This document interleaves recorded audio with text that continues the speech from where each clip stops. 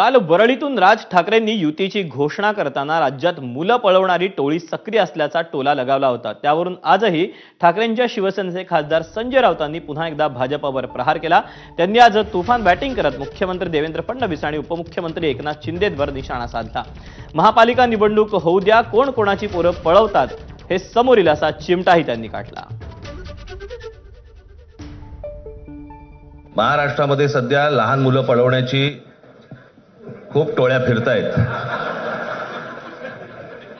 त्याच्यामध्ये 2 टोळ्या अजून जास्ती ऍड झालेल्या आहेत। ते राजकीय पक्षांमधली मुलं पळवतात। शिंदेने पण स्वतःची मुलं सांभाळावीत ना। भारतीय जनता पक्ष त्यांची मुलं पळवणार आहे। भारतीय जनता पक्ष नी त्या जसे कुत्रे पकडायच्या गाड्या असतात ना, पिंजरे, तसे पिंजरे भारतीय जनता पक्षानं लावलेले आहेत। आणि महानगरपालिकेनंतर कोणाची पोरं कोण पळवत आहे, एकतर शिंद्यांची पोरं जी आहेत आता ते अनावरच आहे, ज्या पक्षाचा बापच चोरलेला आहे।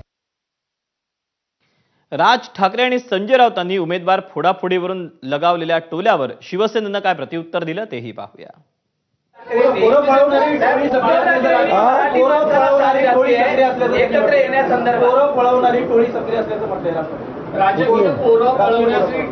अरे जे आपली पोरं सांभाळू शकत नाही ते मुंबई काय सांभाळणार, राज्य काय सांभाळणार। उद्धव साहेब आणि राजसाहेबांची जी काही युती झाली त्या घोषणे करत असताना त्यांनी एक सांगितलंय की पोरं पळवणारी टोळी आलेली आहे।